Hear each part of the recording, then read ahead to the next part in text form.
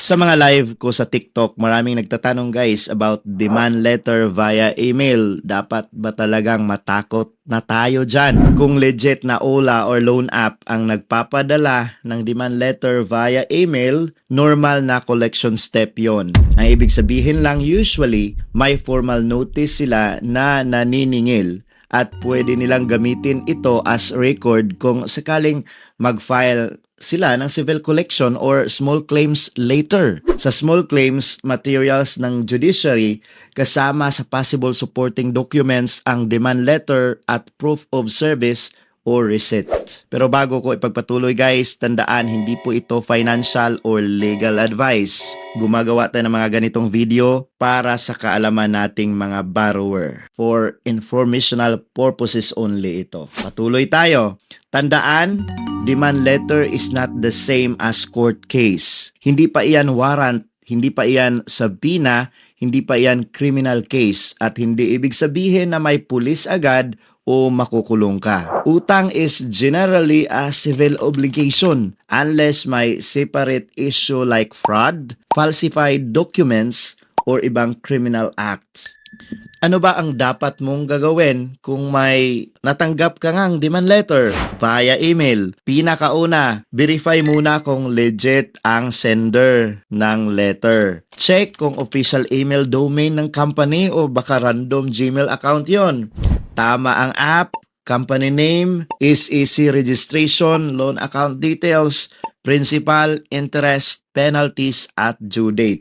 Pangalawa guys, huwag mag-panic payment sa random account. Kung may payment instructions, compare mo sa official app, official website, or official customer service. Maraming scam na kunwari legal department.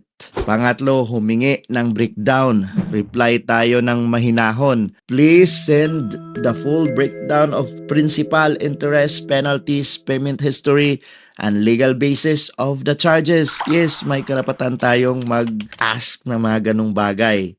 Ikaapat, mag-negotiate kung hindi kaya bayaran ng buo. Pwede kang humingi ng restructuring, partial payment plan, waiver of penalties, or settlement amount. Ikalima, i-save lahat ng email at screenshots. Important ito kung sakaling may harassment, maling charges, or complaint.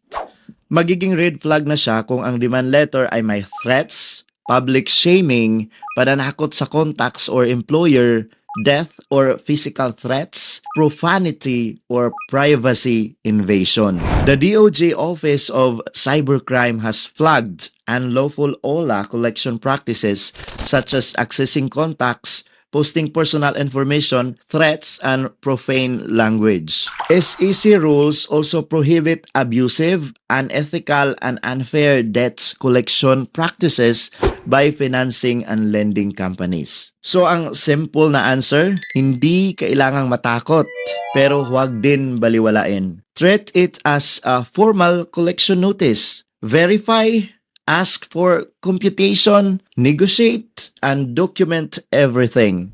If may harassment or pananakot, pwede nang i-report sa SEC, NPC, or CICC depending sa violation na ginawa. I-follow nyo na ako dito sa Usapang Utang PH guys para masagot pa natin yung mga katanungan ninyo regarding sa OLA sa abot ng ating makakaya. At kung like mo ang video na ito, especially ang aking avatar, paki thumbs up, paki like, paki heart. Maraming salamat.